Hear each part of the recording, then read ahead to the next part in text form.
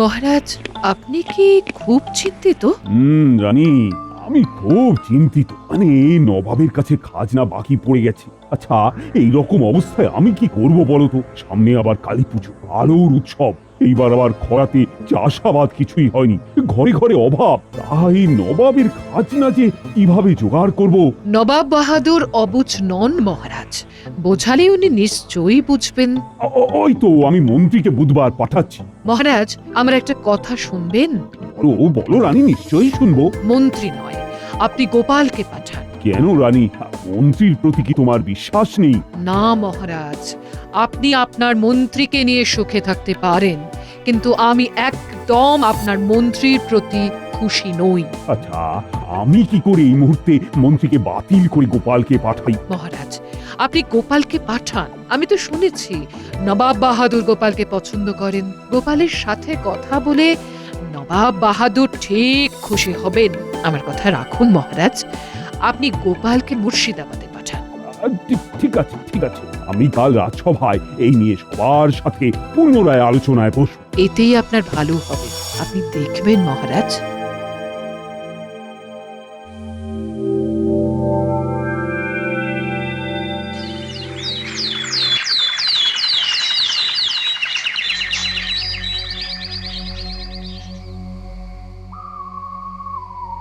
মহারাজ, মুর্শিদাবাদ থেকে নবাবের দূত এসেছেন।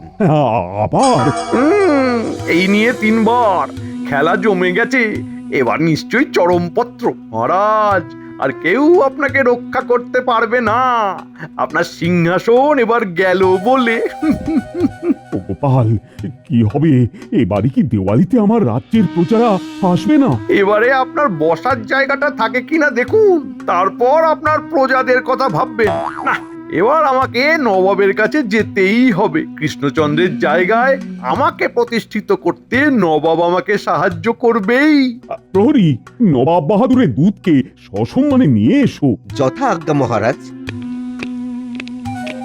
চিন্তা করবেন না মহারাজ, নবাব বাহাদুর বাঘ ভাল্লুক নয় যে আপনাকে খেয়ে ফেলবে। ভালো করে বোঝাতে পারলে নবাব বাহাদুর বুঝবেন। তুমি কি মনে করেছো যে নবাব বাহাদুরকে তুমি যা বোঝাবে আর নবাব বাহাদুর তা বুঝে যাবেন? ঠিক তেমন ভাবে বলতে পারলে সবটাই সম্ভব। ও, তুমি বলতে চাইছো নবাব বাহাদুরকে তুমি তোমার ভাড়ামো দিয়ে খুশি করবে? ভাড়ামো কিনা বলতে পারবো না, তবে মনে সদিচ্ছা থাকলে একটু হেসে কথা বলেও মানুষকে খুশি করা যায় মন্ত্রী মশাই। তবে মহারাজ, গোপালকে ওই নবাব বাহাদুরের কাছে পাঠিয়ে দিন। গোপাল আপনার সমস্যার সমাধান করে দেবে। কি গোপাল, হাতি ঘোড়া গেল তল, মশা বলে কত জল। মহারাজের জয় হোক। আমি নবাব বাহাদুরের চিঠি নিয়ে এসেছি। আপনার থেকে উত্তর নিয়ে আজই ফিরে যাব। মন্ত্রী, নবাব বাহাদুরের চিঠিটা পড়ো। দাও দূত, দাও। মহারাজ কৃষ্ণচন্দ্র, আমি তোমার ব্যবহারে অতিশয় ক্রুদ্ধ। তোমাকে এত করে বলা সত্ত্বেও তুমি খাজনা দিচ্ছ না। আমার এই চিঠি পাওয়া মাত্র আমার বকেয়া খাজনা সব মিটিয়ে দেবে, অন্যথায় আমাকে অন্য ব্যবস্থা নিতে হবে। বুঝলাম। বুঝে আর কি হবে, আমাকে আরো একটু খেলতে হবে। মহারাজকে বলবো গোপালী মুর্শিদাবাদে গিয়ে নবাব বাহাদুরের সাথে কথা বলে আসুক। দূত, তুমি নবাব বাহাদুরকে জানাও যে আমি আলোচনার জন্য বুধবার আমার মন্ত্রীকে পাঠাবো। যথা আজ্ঞা মহারাজ।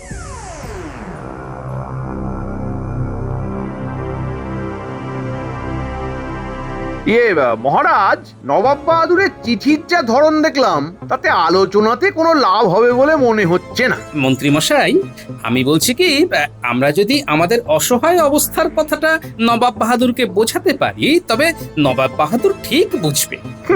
আমরা বুঝবে? বেশ তো, বেশ তো। তোমার যদি এতটাই নিজের ওপর বিশ্বাস থাকে, তবে তুমি নবাব বাহাদুরের কাছে গিয়ে আমাদের অভাবটা জানাও। খুব ভালো গোপাল, তুমি চলে যাও। তোমার এই বিশ্বাস আমাদের সত্যিকারের সাহায্য করবে। রাজ্যতীষী, একটু গণনা করে দেখো দেখি, গোপাল কি আমাদের রাজ্যের জন্য কোনো শুভ খবর আনতে পারবে?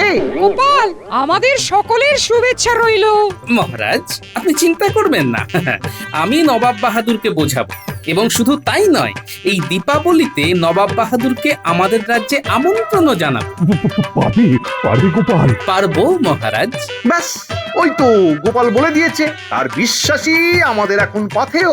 গোপাল, তাহলে খাজাঞ্চির কাছ থেকে রাখা খরচ নিয়ে তুমি বুধবার সকালে সূর্য ওঠার সাথে সাথেই রওনা দিবে। হ্যাঁ, মঙ্গলে উষা বুধে পা, যথা ইচ্ছা তথা যা। আমরা তোমার শুভ খবরের অপেক্ষায় রইলাম। আমরা যেন পবিত্র দীপাবলিতে দীপের আলোয় দীপাবলি করতে পারি।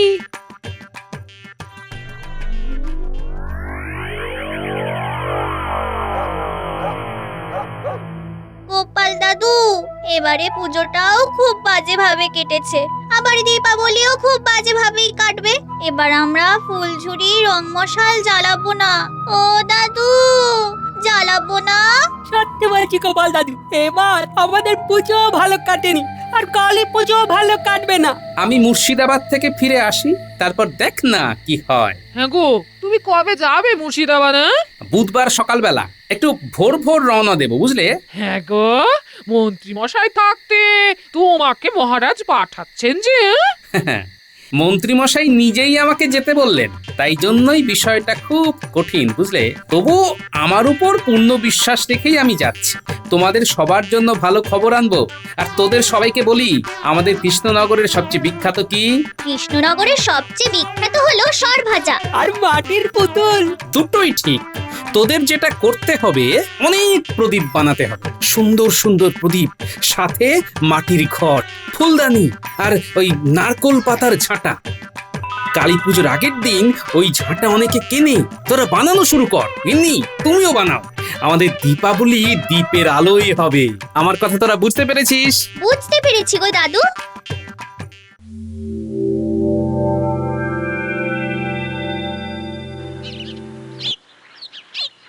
গোপাল দাদা, ও গোপাল দাদা, তুমি যেটা বলেছিলে সেটা নিয়ে এসেছি। দাও ভোলা ময়রা, দেখো নবাবের কাছে যেন আমাদের কৃষ্ণনগরের নাম না খারাপ হয়। এটা ভোলা ময়দার তৈরি সরভাজা। এর স্বাদের কোনো তুলনা হবে না। ঠিক আছে ভোলা, আমি মুর্শিদাবাদ থেকে ফিরে তোমার সাথে দেখা করব, কেমন?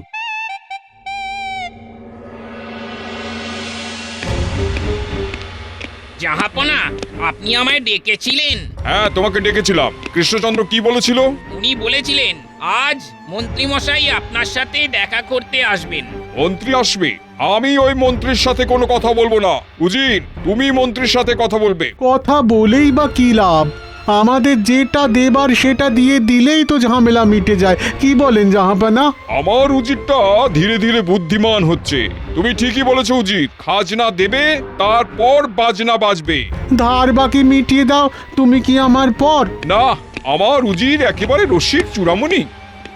জাহাপানা, কৃষ্ণনগর থেকে গোপাল ভাঁড় আপনার সঙ্গে দেখা করতে এসেছে। কৃষ্ণনগর থেকে গোপাল এসেছে? গোপাল, আসতে বলো, আসতে বলো, দেখি দেখি কি বলতে চায় ও। হঠাৎ করে গোপাল এলো কেন? আচ্ছা, গোপাল আসাতে কি আপনার কোনো সমস্যা হলো? না না না, কোনো সমস্যা নয়, কিন্তু একটা কিন্তুর মধ্যে পড়ে গেলাম। কেন জাহাপানা? আসলে গোপালকে আমি খুব স্নেহ করি তো, তাই কৃষ্ণচন্দ্রকে রেগে যেটা বলতাম সেটা গোপালকে বলতে পারবো না। প্রণাম নবাব বাহাদুর, শুভ বিজয়া আর আগাম শুভ দীপাবলির শুভেচ্ছা জানাই। আমি তো জানতাম তোমাদের মন্ত্রী আসবে, তুমি এলে কেন? আগে আমাদের মন্ত্রীমশাই খুবই অসুস্থ, উনি আসতেন। অসুস্থ? কি হয়েছে মন্ত্রীর?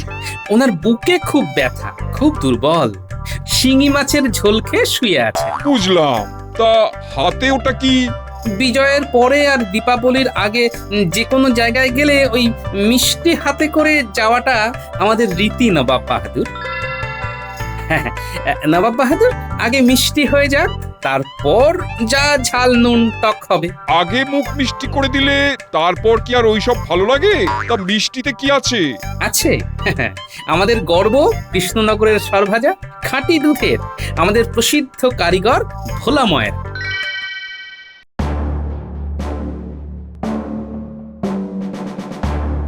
রাজ্যতীষী, তুমি ঠিকঠাক গণনা করে দেখো তো আমার কৃষ্ণনগরের ভাগ্যে কি আছে। একরাশ হতাশা। এটা বলার জন্য কি গণনা করতে হয় নাকি? মহারাজ, গোপাল বিচক্ষণ বুদ্ধিমান, দেখবেন ও ঠিক খাজনা মাপ করে আনবে। দেখো দেখো, যত পারো স্বপ্ন দেখো। স্বপ্ন দেখতে তো কেউ মানা করেনি। আমি কাল একবার লুকিয়ে মুর্শিদাবাদ যাব, নবাব বাহাদুরের সাথে কথা বলতে হবে। ও মন্ত্রী, তুমি কিছু বলো, মানে কি মনে হচ্ছে? আমার তো মনে হচ্ছে গোপালের কপাল ফাটাচ্ছে। কি গো, চুপ করে গেলি? শুভ কিছু বলো। কপাল ফাটাচ্ছে। হ্যাঁ, কপাল ফাটাচ্ছে? মানে কে কার কপাল ফাটাচ্ছে? না, মানে গোপাল তো অনেক বুদ্ধি ধরে, সেই বুদ্ধির ঠেলায় নবাব বাহাদুরের এখন কপাল ফাটছে। ব্যাস ব্যাস, বুঝেছি। আরো বলতে হবে না। ও, গোপাল যদি কোনো মতে আমার এবারের খাজনাটা মাফ করিয়ে আনতে পারে, ব্যাস, তবে দিওয়ালিতে সবাইকে নিয়ে খুব আনন্দ করব। আর তার সাথে মা কালীর পুজো। বাহ বাহ বাহ বাহ, কৃষ্ণনগরের সর ভাজা তো দেখছি অসাধারণ। থাকবে না নবাব বাহাদুর, আস্তে আস্তে আস্তে আস্তে সব ধ্বংস হয়ে যাবে। কৃষ্ণনগরের সব কিছু আজ ধ্বংসের মুখে। আমাদের আমাদের মা বোনেরা যে মাটির প্রদীপ, মাটির ঘট, সুন্দর সুন্দর ফুলদানি বানাতো, সব শেষ, সব শেষ। কেন গোপাল, কি সমস্যা? একবার অতিবৃষ্টি, একবার অনাবৃষ্টি, আমাদের রাজ্যটা শেষ হয়ে গেছে। তবুও এরই মাঝে মহারাজ যথাসম্ভব করে যাচ্ছেন যাতে আমাদের দরিদ্র মানুষগুলো দুবেলা দুমুঠো খেতে পায়। উজির, এ কি শুনি? এই রকম অবস্থা তো জানতাম না। উজির, তুমি কি খবর রাখো না? আমার কাছে তো খবর ছিল জাহাপানা। তোমার কাছে খবর থাকলে তুমি আমায় বলনি কেন? তাহলে কৃষ্ণচন্দ্রকে খাজনার জন্য এভাবে চাপ দিতাম না। আর কৃষ্ণচন্দ্রকেও বলিহারি আমাকে তো পত্র দিয়ে জানাতে পারতো। মহারাজ খাজনা না দিতে পারার জন্য খুবই লজ্জিত নবাব বাহাদুর। খাজনার টাকায় কত জনহিতকর কাজ হয়, সেসব কাজ তো বন্ধই রইল। কৃষ্ণচন্দ্র তো খুব বোকা, আগে তো নিজের রাজ্যকে দেখবে, তারপর তো সব। এর মধ্যে আমাদের উৎসব দীপাবলি এসে গেছে, দুর্গাপুজো হয়ে গেছে, গরিব প্রজাদের ছেলে মেয়েদের গায়ে নতুন পোশাক ওঠেনি নবাব বাহাদুর। এবারে দীপাবলি, আমাদের কৃষ্ণনগর একেবারে অন্ধকারে থেকে গেল। আর বলো না বলো না, এই খুব কষ্ট হচ্ছে। উজির, আমি এই সব খবরগুলো পাই না কেন? তোমরা বেতন পাও তো দেশের খবর আমাকে দেওয়ার জন্য। ভুল হয়ে গেছে জাহাপানা। গোপাল, আমি কৃষ্ণচন্দ্রের সমস্ত খাজনা মাফ করলাম। মহারাজ খুব চিন্তায় ছিলেন, আমি গিয়ে মহারাজকে চিন্তা মুক্ত করব। তুমি কি আজই কৃষ্ণনগর ফিরে যেতে চাও গোপাল? হ্যাঁ নবাব বাহাদুর, একটা অনুরোধ করব নবাব বাহাদুর। হ্যাঁ হ্যাঁ হ্যাঁ, করো করো গোপাল, নির্ভয় করো নির্ভয় করো। আমি মহারাজের তরফ থেকে আপনাকে কি দীপাবলিতে আমন্ত্রণ জানাতে পারি? আপনি আর উজির আমাদের কৃষ্ণনগরে এসে আমাদের সাথে দীপাবলির অনুষ্ঠানে যোগদান করবেন। ঠিক আছে গোপাল, আর তার সাথে তোমাদের মাটির তৈরি প্রদীপ, পুতুল, ঘট, ফুলদানি আমি আমার মুর্শিদাবাদের বাজারে বিক্রির একটা ব্যবস্থাও করব। আপনাকে অনেক অনেক ধন্যবাদ নবাব বাহাদুর। বুঝলি, এখানে কিন্তু ব্যাপার খুব ঘেঁটে আছে। মহারাজের অবস্থা ভালো নয়। যখন তখন মহারাজের বিরুদ্ধে নবাব বাহাদুর কলকাঠি নাড়তে পারে। কেন? আরে খাজনা বাকি পড়ে আছে। আমি তাই বাজনা বাজাতে যাচ্ছি মুর্শিদাবাদ।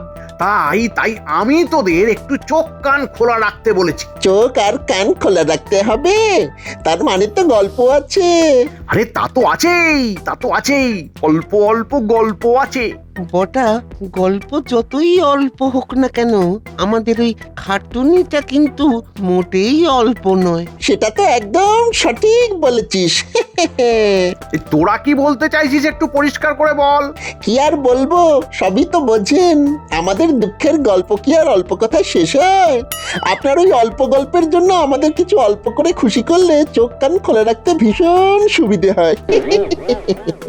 নইলে কান শুনতে ধান শুনবো। বুঝেছি বুঝেছি, শুধু শুধু কৃষ্ণনগরের সিংহাসনটা আমাকে পেতে দে, তারপর দেখবি কত ধানে কত চাল হয়। তোদেরকে দূর করে দেব। এটা কি আমাদের অল্প করে ধমকালেন মন্ত্রী মশাই? তাহলে চল ঘরটা, আমাদের এই গল্প শুনে লাভ নেই, আমরা অল্প করে খেয়ে শুয়ে পড়ি। আরে আরে আরে, রেগে যাচ্ছিস কেন? সবটাতে শুধু মাথা গরম, দুষ্টু। এই নে তোদের চোখ কান খুলে রাখার জন্য এই একটা করে মোহর দিলাম। বটা, বল ঘটা, একটা মোহরে দুটো জিনিস কি কিভাবে খুলে রাখবো বলতো? মন্ত্রীমশাই, আপনি দিচ্ছেন একটা করে মোহর আর বলছেন চোখ আর কান খোলা রাখতে। এ কি করে সম্ভব, ঠিক কি না? আরে ঠিক আছে, ও তোদের তোদের আরো একটা করে মোহর দিচ্ছি। বাটা, চোখ আর কান খুলে রাখার জন্য ঠিক আছে, কিন্তু মুখ বন্ধ রাখবি। কেউ যদি মন্ত্রীমশাইকে ভয়ঙ্কর কটু কথা বলে, তুই কিন্তু কিছুই বলবি না, শুধু শুনে যাবি, কেমন? ও আচ্ছা আচ্ছা আচ্ছা আচ্ছা, এই নে তোরা তোরা তোদের মতো কাজ কর। হ্যাঁ, আমি চললাম। হ্যাঁ, আপনি নিশ্চিন্তে ঘুরে আসুন।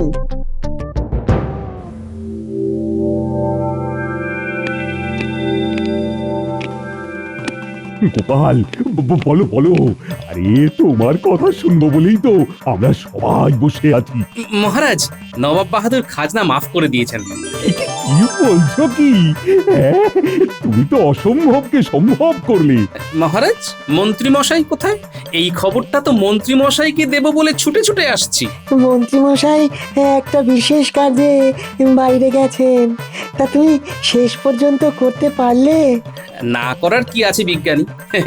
একটু ভালো কথা তো সবাই পছন্দ করে, আর মানুষকে যদি বোঝাতে পারো তবে সব সমস্যার সমাধান হয়ে যাবে। মহারাজ, তাহলে এবার আনন্দ করুন।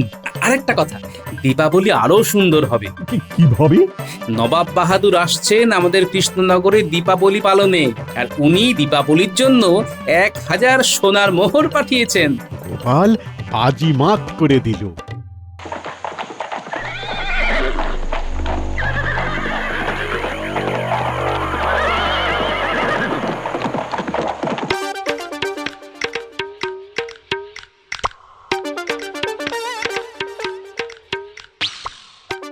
বাহ, তোরা তো খুব সুন্দর প্রদীপ বানিয়েছিস রে। আর এই দেখো, ঘট, ফুলদানি, ঝাঁটা।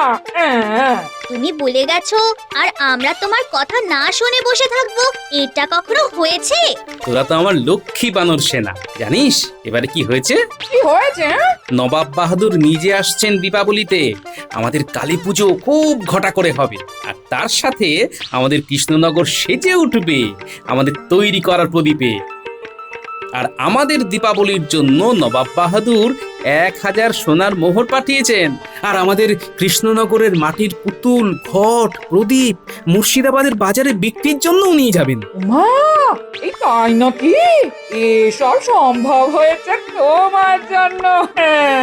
না গিন্নি, সব হয়েছে আমাদের সবার চাওয়ায়। বাহ দাদু, তাহলে এবারে আমাদের নতুন জামা হবে। হবে হবে। জয় নবাব বাহাদুরের জয়! জয় নবাব বাহাদুরের জয়!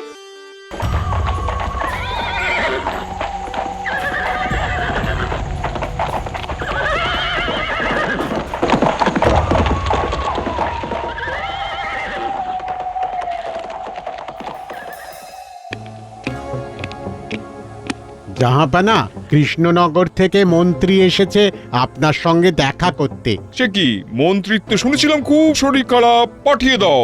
কি ব্যাপার জাহাপানা, মন্ত্রী কেন এলেন? সেটা তো আমারও প্রশ্ন। প্রণাম নবাব বাহাদুর। তোমার তো খুব শরীর খারাপ মন্ত্রী, তুমি এলে কি করে? আমার শরীর খারাপ? কে বললো? গোপাল। আসলে আসলে গোপালকে একটু দেখতে চেয়েছিলাম, মাপতে চেয়েছিলাম। মহারাজ তো তার উৎসব নিয়ে আছে, এদিকে আপনার খাজনা দেওয়ার ইচ্ছা নেই। আপনি ঠিক করেছেন নবাব বাহাদুর, আপনি খাজনা মাফ করবেন না। প্রহরী, মন্ত্রীকে কারারুদ্ধ করো। কেন কেন নবাব বাহাদুর? তুমি গোপালকে মাপতে গিয়েছিলে, গোপাল তোমাকে মেপে খাজনা মাফ করে কৃষ্ণনগর চলে গেছে। তোমার মতন বেঈমানকে বাইরে রাখা ঠিক নয়। এই প্রহরী, নিয়ে যাও কারাগারে। আমাকে আমাকে বাঁচান, বাঁচান। আমার কাছে বেঈমানের কোনো ক্ষমা নেই।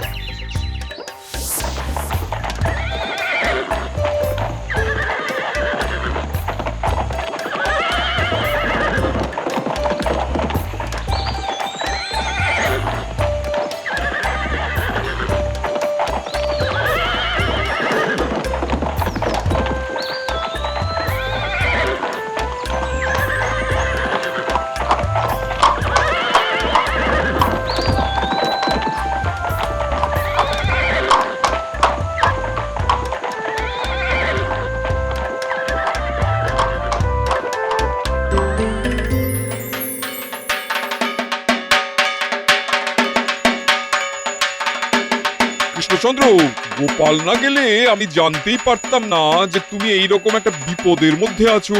তোমার মন্ত্রী একটা ষড়যন্ত্রী, ও তোমার বদনাম করার জন্য মুর্শিদাবাদে গিয়েছিল। আমি ওকে আমার কারাগারে বন্দি করেছি। ঠিক ঠিক করেছেন নবাব বাহাদুর। দেখেছেন নবাব বাহাদুর, আমাদের রাজ্য কিরকম মাটির প্রদীপের আলোয় সেজে উঠেছে। এই সব মাটির প্রদীপ এই এরা বানিয়েছে। বাবা, তোমাদের মাটির কাজের নাম তো জগৎ জুড়ে আছে। আমি তোমাদের এই প্রদীপ মুর্শিদাবাদে নিয়ে যাব। ওখানকার মানুষও তোমাদের এই প্রদীপ নিয়ে তাদের উৎসব সাজিয়ে তুলবে। দ্বীপের আলোয় দীপাবলি। আজ না হয় আমরা আতশবাজি পোড়ালাম না? ঠিক বলেছ গোপাল।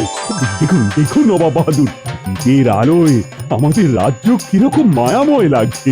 চলুন মহারাজ, পুজো সম্পূর্ণ হয়েছে, এখন ভোগ বিতরণ হবে। হ্যাঁ, আর তার সাথে আমার প্রজাদের নতুন জামা কাপড় দেওয়া হবে। আর এই দান সম্ভব হয়েছে শুধুমাত্র আমাদের নবাব বাহাদুরের জন্য। নবাব বাহাদুরের জয়। সাথে জয় মা কালীর জয়। জয় মা কালীর জয়। জয় মা কালীর জয়। জয় জয় মা কালীর জয়। জয়।